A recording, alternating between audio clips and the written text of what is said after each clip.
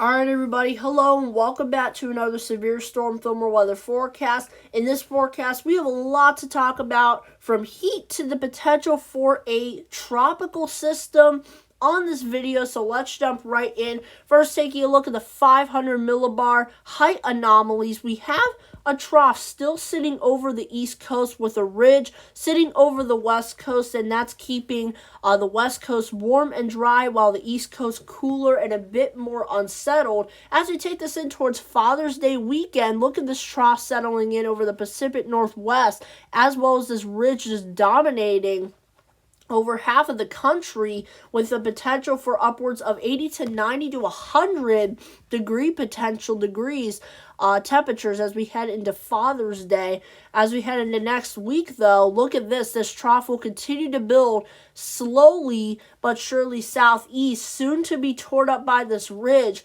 while it's still dominating very hot, dry air over the east coast. I wouldn't be surprised if we had excessive heat warnings in this entire circled region. I really wouldn't, and I wouldn't be surprised if we had near 110 degree heat indexes in some areas as well. This trough continues to dominate cooler, much more unsettled over the west, very hot and very sunny over the east coast. But watch as this thing backs off as we head into late next week, all right? This is just one model run, but look how it backs off, all right? It backs off towards the southwest.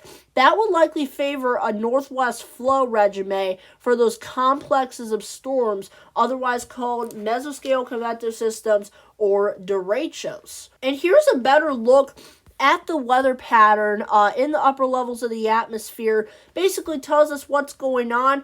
As we go into Friday the 14th, we're dealing with this northwest flow. Will likely have a couple storm complexes producing damaging wind gusts along this boundary as we go into Friday morning. Might be a bit further north and east as a matter of fact, but there'll still be damaging winds at least somewhere in that circled region. Some of those wind gusts could be pretty strong. And then as we head into Father's Day weekend, we get a little bit more of a wavier jet pattern where we'll likely have an omega block in the Central Plains, which will likely limit all severe weather, and then will likely allow for a trough to dip on the Pacific Northwest and the Northeast. We mentioned that before, while it will likely be very hot south of that. So this is when our heat wave will likely begin to move in towards the East Coast as we head into early next week.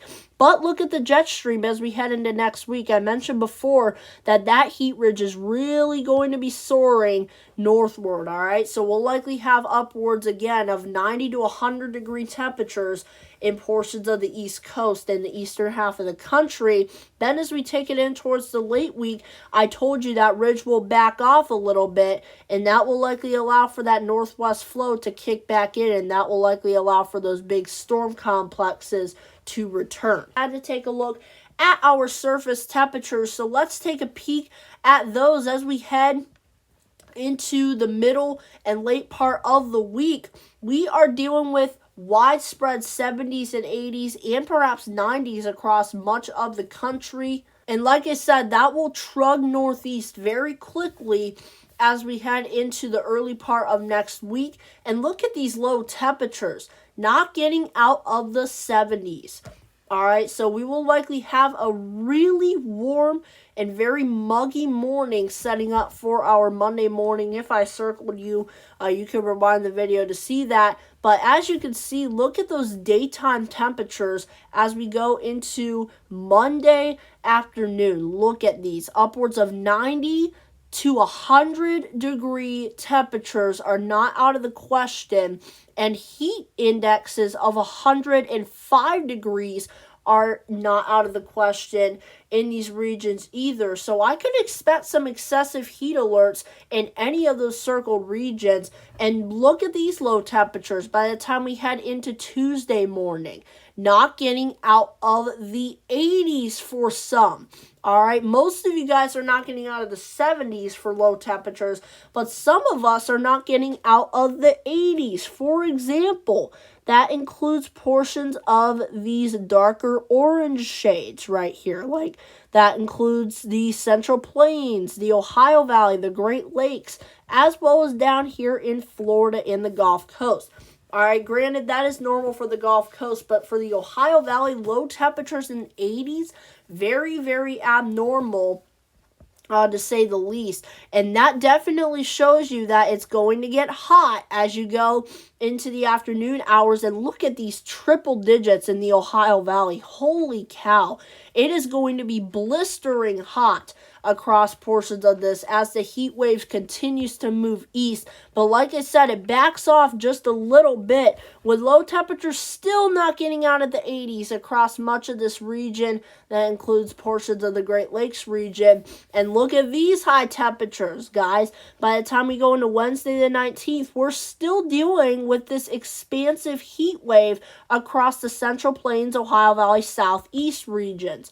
All right, it is most prevalent at this point in the East Coast and the Ohio Valley, but it's still prevalent in portions of the southern Gulf regions as well. So it's pretty hot setup.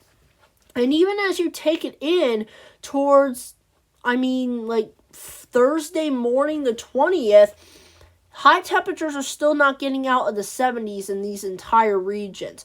All right, but then watch. I said that heat wave would back off a little bit.